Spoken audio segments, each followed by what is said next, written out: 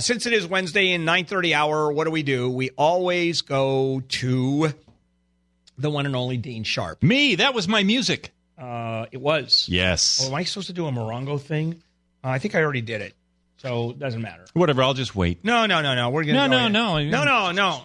I know, but but I think I did it. I did Morongo. You did it. Yeah, so I'm done with Morongo. All right. Until tomorrow. Then we'll do more Morongo. In the meantime, Dean Sharp, the House Whisperer, and his show is Home with Dean Sharp, the House Whisperer, Sunday from 9 to 11 o'clock. All right, let's talk electrical, Dean. And the reason this is so, I guess, topical and relevant is your electrician was at my house yesterday and the day before fixing everything that had to be fixed. That's right. I sent him over. You did? How'd he do? Okay, so let's talk about electrical code requirements. What is everybody doing wrong and what should they be doing? Okay, so I'm going to attempt something. I think I might have bitten off more than I can chew for this Sunday show because I want to try and do some home electrical 101. Electrical is just one of those areas. It's complex to begin with, but it also happens to be one of those areas where homeowners know little to nothing. Most people. And it's a shame because we're talking about the technology, the magical force that drives our very civilization. And if you actually ask someone, hey, what's electricity? We don't even know. I don't know. It's just the magic stuff that comes out of the box on the wall. So I am hoping that we can at least increase our knowledge of electricity a little bit and then talk about the stuff, because a lot of stuff has changed in regards to homes. For instance, used to be a 100-amp panel was the standard size for most tract homes. Now the standard is a 200-amp panel. That's a big panel. That's a lot of power. But you know what? It is indicative of the fact that we are demanding more and more out of electrical use for our homes. And most of the time when we come in and do a remodel of a standard size house, we've got more appliances. We got more stuff going on. 100-amp panel just ain't cutting it anymore. Yeah, give you an idea. When we built the Persian Palace, we put in a 200-amp panel, right? And thought that was going to be more than enough that we would ever use. If we had to do it again, we'd have to put in a 300-amper. Oh, for sure. For your size house, a 200-amp panel is probably slightly undersized. Yeah. Probably grossly undersized, I would say. And now there are new things that homeowners need to know about. Some of them know and are complaining about them, but there's a new circuit breaker out there called an arc fault circuit breaker. A circuit breaker is that little switch in your main panel that goes off when there is a short circuit in the system. A lot of people think circuit breakers are there to save their lives and keep you from being electrocuted. Not the case.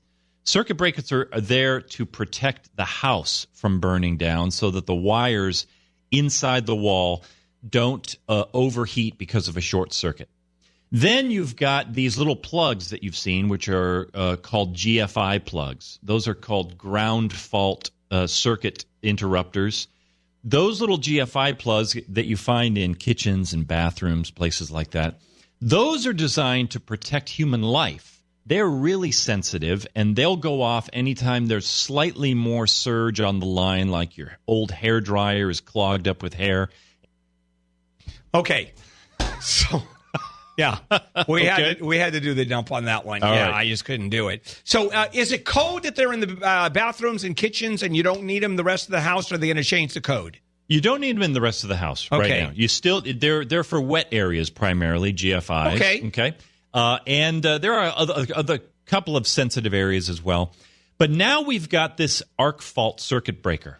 And what does it do? The arc fault circuit breaker is designed, it is a super sensitive circuit breaker. And an arc fault is what happens when, let's say, a lamp cord gets frayed, and let's say there's a filing cabinet sitting on top of the lamp cord, and all of a sudden the electricity has an opportunity to arc in between that frayed cord and the filing cabinet or something across a combustible material like carpet or wood or something like that.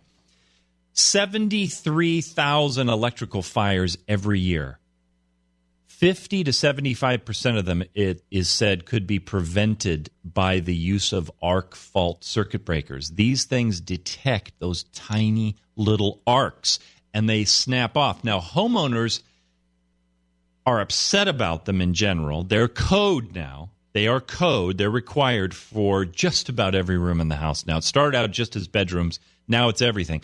Homeowners are upset because arc faults can still be glitchy. They can just pop at a moment's notice, and it gets really annoying.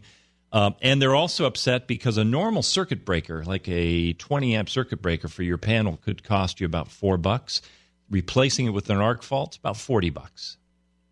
And that gets pricey because most people have, what, 10, 12? 10 to 15. So, yeah. So it's $400 to $600. But the investment in keeping the house safe is massive because, like I said, 50 to 75% of home electrical fires can be prevented by those. All right, we're going to come back and finish this up with Dean Sharp, the House Whisperer, more about your home electricity.